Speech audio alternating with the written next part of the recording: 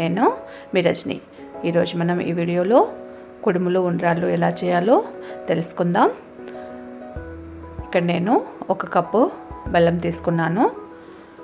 మీరు కొలవడం కోసం ఒకే కప్ని యూస్ చేసుకోండి.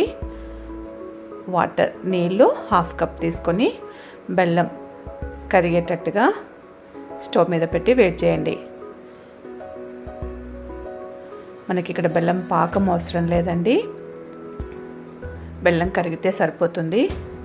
కరిగిన తర్వాత దాంట్లో మలినాలని వడకొట్టేసుకుందాం. బెల్లం కరిగిపోయింది, పక్కన పెట్టేసాను. ఇప్పుడు స్టవ్ మీద మరో పాత్ర పెట్టుకొని దానిలో వాటర్ 1.5 అంటే 1.5 కప్పు నీళ్ళు తీసుకొని 3 స్పూన్లు నానబెట్టిన శనగపప్పు, అరగంట నానబెట్టాను శనగపప్పుని, 3 స్పూన్లు తీసుకుంటున్నాను. తర్వాత 3 స్పూన్లు పచ్చి కొబ్బరి తురుము. ఇక్కడ కావాలంటే ఒక చిటికెడు సాల్ట్ వేసుకోవచ్చు, నేను సాల్ట్ వేసుకోవట్లేదండి. 1 టీ స్పూన్ నెయ్యి వేసేసి అంతా బాగా మిక్స్ చేసేద్దాం. ఒక 5 నిమిషాలు ఉడికిన తర్వాత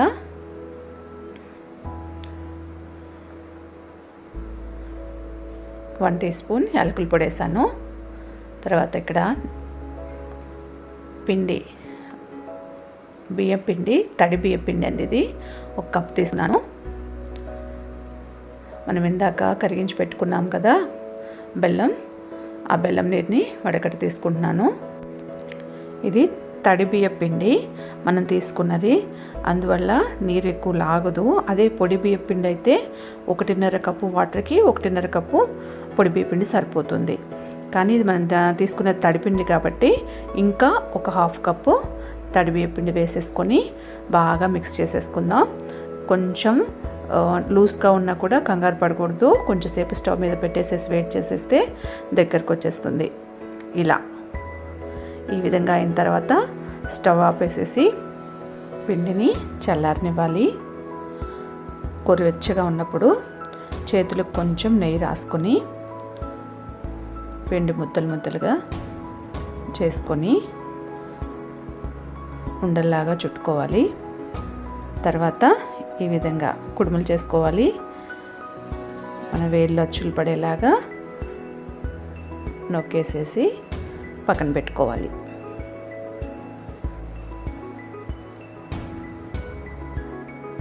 మనము ప్రసాదంగా పెట్టుకునేప్పుడు 5 కానీ 9 కానీ 11 కానీ స్వామికి ప్రసాదంగా పెడతాం కదా, ఆ విధంగా మనకి ఎన్ని కావాలంటే అన్ని చేసుకోవాలి. తర్వాత ఇప్పుడు ఉండ్రాలు చుడుతున్నాను. రౌండ్గా చేసేసుకొని స్మూత్ బాల్స్ లాగా చుట్టుకోవడమే.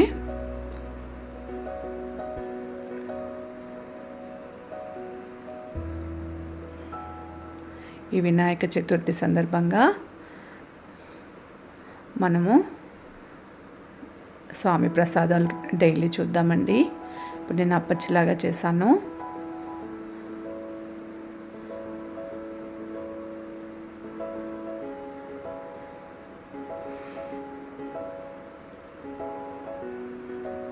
కుడుములు ఉండ్రాళ్ళు రెడీ అయిపోయినాయి. ఇప్పుడు వీటిని మనం చిల్లుల పాత్ర ఉంటే దానిలో పెట్టి ఆవిరి మీద ఉడికించుకోవచ్చు, లేదంటే ఈ విధంగా ఇడ్లీ పాత్రలోని ప్లేట్ల పైన నెయ్యి రాసేసి ప్లేట్లో కుడుములు ఉండ్రాళ్ళు పెట్టి వాటర్ కొంచెం బాయిల్ అయిన తర్వాత ఈ ప్లేట్స్ని ఇడ్లీ పాత్రలో పెట్టేసేసి మీడియం ఫ్లేమ్ పైన 10 నిమిషాల పాటు ఉడికించుకోవాలి. పండగలప్పుడే కాకుండా మామూలు సమయాల్లో కూడా ఈ విధంగా మన సంప్రదాయ వంటల్ని పిల్లలకి చేసి పెడితే పిల్లలు చాలా ఇష్టంగా తింటారండి. తప్పకుండా చేసి పిల్లలకి పెట్టండి. వినాయక చవితికి స్వామివారికి నివేదించే ప్రసాదాల్లో చాలా ముఖ్యమైనది కుడుములు ఉండ్రాళ్ళు. స్వామికి చాలా ప్రీతికరమైన ఈ కుడుములు ఉండ్రాళ్ళు మనకు కూడా చాలా ఆరోగ్యకరము, అలాగే రుచికి రుచి కూడా. మన ఉండ్రాళ్ళు రెడీ అయిపోయినాయి. 5 నిమిషాలు చల్లారిన తర్వాత ఉండ్రాళ్ళు బయటకు తీసుకుందాం. బాగున్నాయి కదా.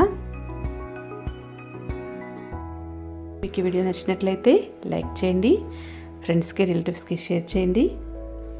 అలాగే మా ఛానల్ని సబ్స్క్రైబ్ చేసుకోకపోతే సబ్స్క్రైబ్ చేసుకోండి. పక్కన ఉన్నటువంటి బెల్ ఐకాన్ని క్లిక్ చేయండి. మరొక బ్యూటిఫుల్ వినాయక చవితి రెసిపీతో మళ్ళీ రేపు కలుసుకుందాం.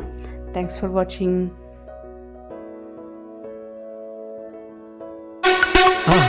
மறக்காம சர்ப்ரைஸ் பண்ணுங்க.